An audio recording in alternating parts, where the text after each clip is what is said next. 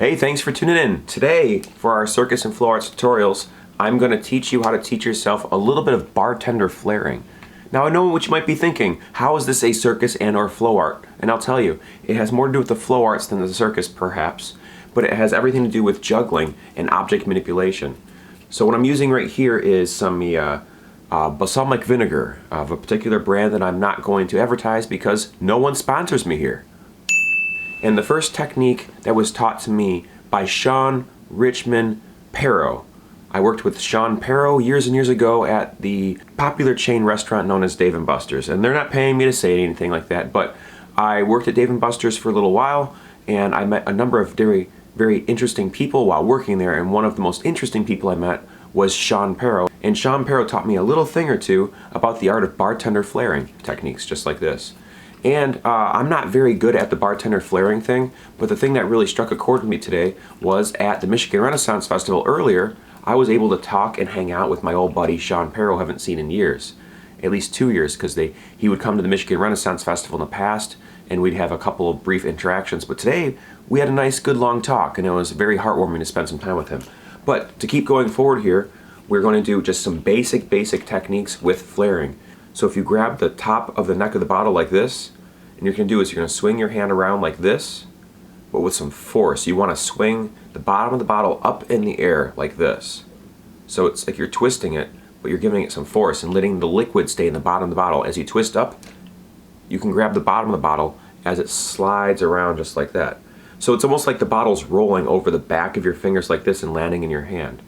And they say a really good bottle to start practicing with are schnapps bottles. We're talking about the ones with a very long neck and with a wide base.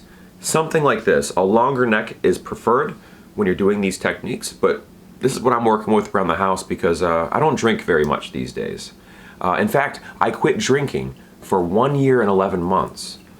I took a break from it because I was drinking daily. And if anyone out there is wondering if they should get clean or are considering sobriety, I'm rooting you on. It was one of the best decisions I've ever made for myself. I discovered that I had more time for my friends and family and loved ones. I discovered I had a lot more money that I wasn't blowing on alcohol and on drinks and on food for complete strangers sometimes, because I was one of those jovial, generous alcoholics. And they say once an alcoholic, always an alcoholic. So I recognize that I am an alcoholic in one regard or another, depending on how the AA wants to define that sort of thing.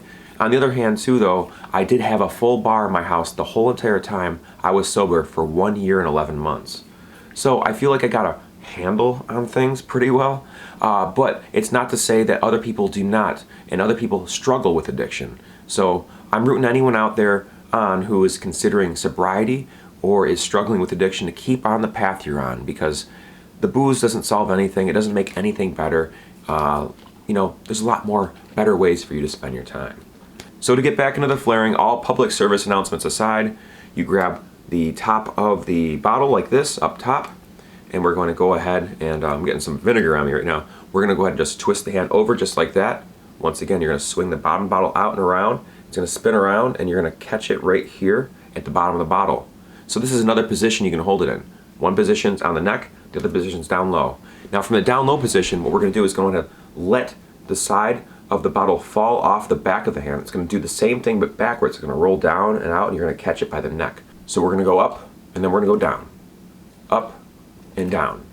Up and down. And if you practice that transition between the two different sides like that, between holding the neck and holding the bottom, and vice versa, you can find that moving between them gets easier and easier the more you play and the more you toss it back and forth. So from this point, you can toss back up, and then you can keep going in the same direction. You notice we spun from your perspective clockwise. We're going to do a clockwise spin yet again. I'm going to push with my thumb out. It's going to rotate around and down and out, and I'll grab the neck like this. So my thumb is pointing down and the bottle is pointing up like this. From this position, I can swing back up and around. The bottle will spin and float, and I'll catch it in my thumb at the bottom of the bottle position, just like this. And then once again, I can push down at the bottom bottle. It'll spin around the back of my hand, and I can grab the bottom of the bottle like this and catch it yet again. So I'll do these 3 grips once again. We have a grip here, a grip here, and a grip here. And the way to switch between all of them is to start at the top of the bottle by flipping up, catching the bottom, and then allow it to roll off of the thumb and catch it like in a position like this. You can spin it back up and catch it on the bottom, and then move the bottom back around down and catch it at the neck just like that. And lords and ladies, friends and family, and everything in between, this is just a little taste, so to speak, of bartender flairing. And they're just 3 basic hold techniques as well as 3 different transfers that Sean Perro taught me when I worked at Dave & Buster's years and years ago.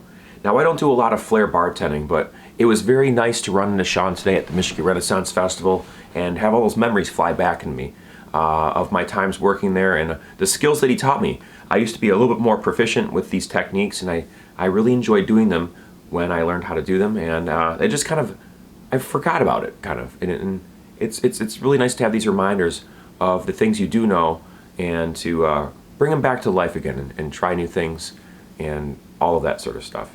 So folks, thanks very much for watching this video here tonight. It's a bit rushed, a tad bit rushed, but I've had a very long weekend at the Michigan Renaissance Festival. It was a 3-day weekend. I worked a 16-hour shift the Thursday before the 3-day weekend, and I'm working a 14-hour shift early next morning, and it's entirely too late. I work too much, but I love it. I have a passion for life, a lust for life, and I have to keep saving money for my baby coming up. I have to. There's no other option. I want to make sure that my child has a good safety net, some health care, a comfortable home to live in, and everything else that a beautiful child of mine should deserve and will get.